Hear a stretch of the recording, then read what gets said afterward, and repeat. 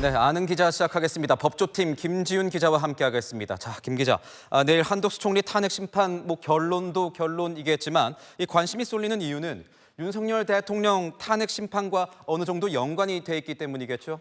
네, 한 총리 탄핵 심판 결과요. 윤 대통령의 탄핵 심판 결론의 가늠자가 될 수 있어서입니다. 12.3 비상계엄으로 탄핵 심판을 받고 있는 인물들이요. 윤 대통령을 포함해서 모두 4명입니다.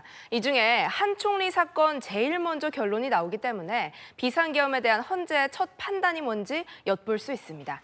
윤 대통령 탄핵 선고가 다가오는 상황에서 그 결과를 가늠해 볼 수 있는 헌재의 의견이 처음 나오는 겁니다. 윤 대통령 측이 요구하는 탄핵 심판 이 각하 가능성도 내일 어느 정도 가늠해 볼 수 있는 겁니까? 네, 그동안 윤 대통령 측이 주장해온 탄핵 각하와 기각 근거들을 좀 보면요.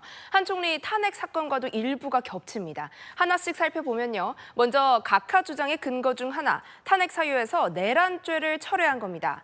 대통령 측은 탄핵 소추서의 80%에 해당하는 내용이 철회되는 거라면서 국회 재의결 대상이다 이렇게 주장했거든요. 앞서 헌재는 재판부가 판단할 사항이라고 말을 아꼈었죠. 한 총리 탄핵 사유에서도 내란죄 철회 논란이 일었는데 여기에 대한 헌재의 판단이 내일 선고에서 드러날 수 있는 겁니다. 대통령 측은 현재 각하 아니면 기각이다 이렇게 자신을 하고 있는 상황입니다. 기각이나 인용 여부를 판단할 어떤 실마리도 내일 한 총리 선고에 포함이 되는 겁니까? 네, 윤 대통령과 한 총리의 중복되는 탄핵 소추 사유의 핵심이 바로 이겁니다. 비상계엄 선포 전 국무회의 심의 절차요.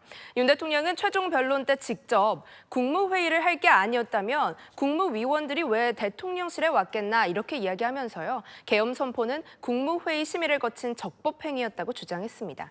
이상민 전 행안부 장관도 증인으로 나와서요. 국무위원들 열띤 토론이 있었다 이렇게 이야기하면서 충분한 심의 있었다 이렇게 말을 했고요. 반면 국회 측은 5분 만에 끝난 데다 회의록도 안 남겼는데 어떻게 국무회의냐 이렇게 반박했잖아요.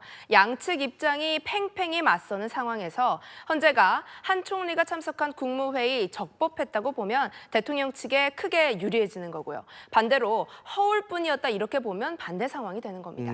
대통령 측은 이 수사 기록을 증거로 채택한 것에 대해서도 문제라고 반발하고 있는 거 아닙니까? 네, 수사 기록 증거 채택, 대통령 측이 기각을 주장하는 또 다른 사유기도 하죠. 윤 대통령 대리인단은 수사 진행 중인 사건 기록 송부 그리고 채택은 헌법재판소법 위반이라고 반발해왔죠. 한 총리 탄핵 심판도 경찰 등 수사기관이 제공한 한 총리 피의자 신문조서 등이 증거로 채택이 됐거든요. 재판부가 내일 결정문에 이들의 증거 능력을 인정하는 내용을 담았을지 관심이 모아지는 이유입니다.